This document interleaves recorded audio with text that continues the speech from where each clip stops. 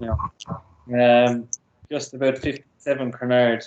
I just want to go through a couple of things just to clear some things up. With regards to the regulatory requirements, the documents, we have the photo ID, the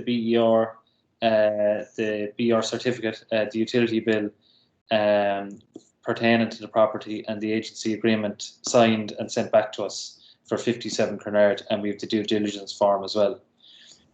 Is there anything else we need to collect? By due diligence, you mean anti-money laundering one, the AML?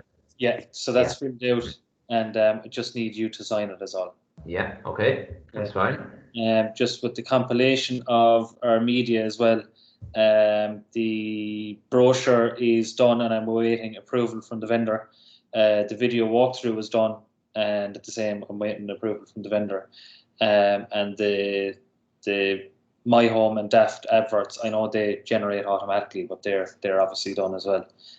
Is there anything else we need to add to that?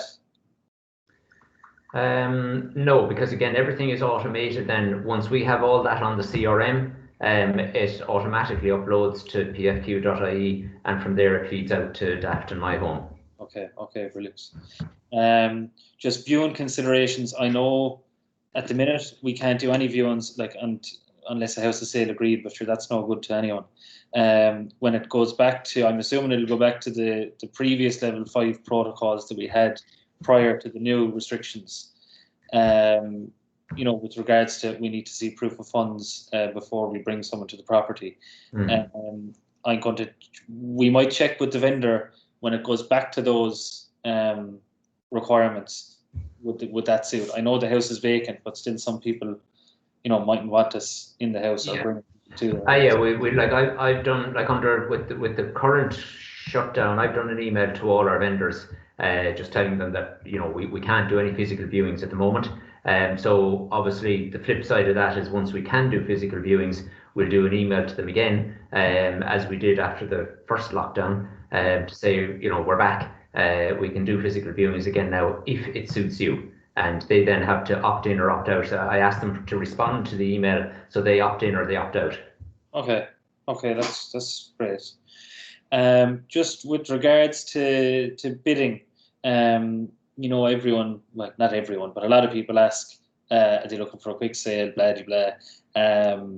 Just with regards to bidding, what will the vendor, do what would be considered, or what way are we going to work the bidding process? Well, you see, that's never a question you can really ask at the start, Mark. You've got to, I always find with you have a guide price, which you've obviously discussed, and the guide price might be a little bit over optimistic, or it might be pitched a little bit on the conservative side, so that you generate interest in it. But the guide price will be in or around where the owner is hoping to get him. Now, some owners will say, well, no, I want 10 or 15,000 more than the guide price, or I'll take 10 or 15,000 less. But you can't really have that discussion until you have some offers. Once you have an actual concrete offer, then you get to put that to the vendor, and the vendor actually has something concrete to think about, and that's where you get your feedback as to whether, look, we're in the ballpark, or no, we're miles away. Yeah, I suppose that's saying the market will decide. Yes. At the end of the day, the market decides. Well, the market decides what it's going to bid. The owner decides whether they're going to sell it or not. Yeah. Okay. And just the deposit, I know we take for some properties, we'd have a higher deposit amount, but this deposit would be 5,000. Am I correct in saying? Yeah. In general, our booking deposit would be €5,000, because it's subject to contract, subject to all the things, and I mean, it's fully returnable and refundable to the buyer if they don't go ahead with the purchase. Yeah. Okay, well, that's everything that I need to go through, Pat. Anyway, thanks very much for that. I'm just going to finish the recording here now.